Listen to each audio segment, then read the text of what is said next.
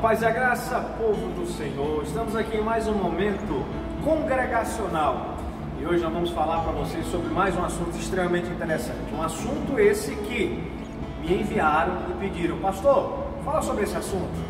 Então eu vim aqui de cima do altar, aonde geralmente esse assunto é muito falado, e hoje no momento congregacional nós vamos falar sobre pastoreio, certo? Sobre o pastoreio. O pastoreio é algo muito interessante. Eu vou ler alguns versículos bíblicos para poder, diante desses versículos bíblicos, você tirar uma ideia de um pastoreio sadio e de como ser uma ovelha sadia. João capítulo 10, versículo 11 ao versículo 13 diz assim, preste atenção: eu sou o bom pastor. O bom pastor dará a vida pelas ovelhas. O mercenário que não é pastor, a quem não pertence as ovelhas, ver vir o lobo, abandona as ovelhas e foge. Então o lobo as arrebata e dispersa. O mercenário foge porque é mercenário e não tem cuidado com as ovelhas. Jesus, ele se declara como um bom pastor. Ele fala que é o pastor que cuida das ovelhas, é o pastor que protege as ovelhas, principalmente dos lobos. Os lobos vêm e o bom pastor vai em direção para proteger as ovelhas. Jesus é esse bom pastor. E se Jesus é esse bom pastor, ele nos ensina, nós que somos pastores, a se parecer com Jesus no seu pastoreio, a cuidar das ovelhas, a afastar as ovelhas dos lobos, a afastar as ovelhas do perigo, para que as ovelhas possam estar em pastos sadios. Essa é a nossa função como pastor. Atos dos Apóstolos, capítulo 20, versículo 28, diz o seguinte: cuide de vocês mesmos, de todo o rebanho, sobre a qual o Espírito Santo os designou como os bispos, para pastorear a igreja de Deus, que ele comprou com seu próprio sangue. Aqui o apóstolo Paulo fala àquela igreja, dizendo que na sua partida, que não viria mais aqueles irmãos, se não me falha a memória, os irmãos de Efésios, que ele não viria mais. Ele diz para aqueles antigos, os bispos, os anciões da igreja, os presbíteros da igreja, os pastores da igreja, dizendo o seguinte: cuidem bem de vocês.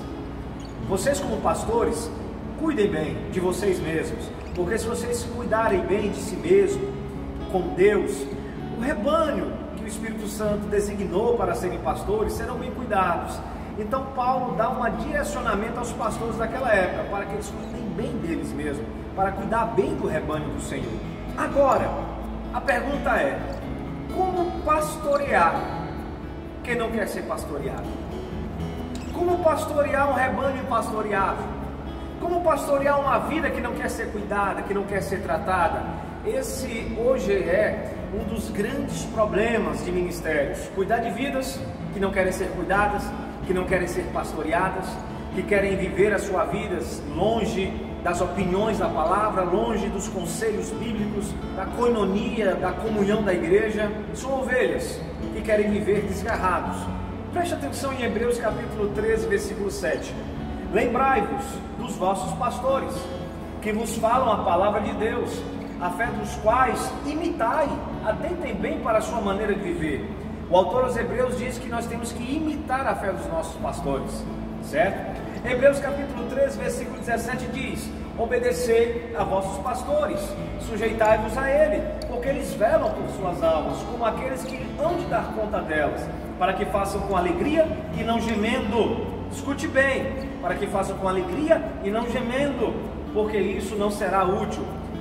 Muitas ovelhas desgarradas fazem o pastor gemer, aonde o pastor quer dar conselho, onde o pastor quer cuidar, onde o pastor quer abraçar. E muitas ovelhas desgarradas, fujonas, que não querem estar no aprisco, que querem levar a sua vida da própria maneira que quer, certo? Dão muito trabalho. É muito difícil. Você que está ouvindo esse momento congregacional, escute bem: é muito difícil aconselhar quem não quer conselhos. É muito difícil pastorear quem não quer ser pastoreado. É muito difícil uma pessoa ser curada se ela não quer tomar o remédio que o médico dos médicos passa. Então, pastorear pessoas impastoreáveis é uma das coisas mais difíceis que os pastores enfrentam nos dias de hoje, porque o mundo está difícil. As pessoas se acham que conhecem tudo e elas não se dedicam mais a serem tratadas, não se dedicam mais à palavra, não se dedicam mais ao que ouvem do altar. Nós estamos aqui de cima do altar.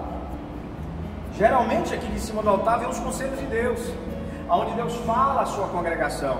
Agora, o que adianta você estar lá embaixo ouvindo as palavras ministradas desse altar, se você não quer ouvir com o coração e agir com o ensino que Deus manda? Não adianta de nada. Geralmente o conselho pastoral, no gabinete pastoral que você ouve e você não coloca em prática, meu irmão, minha irmã que está me ouvindo, não seja impastoreável.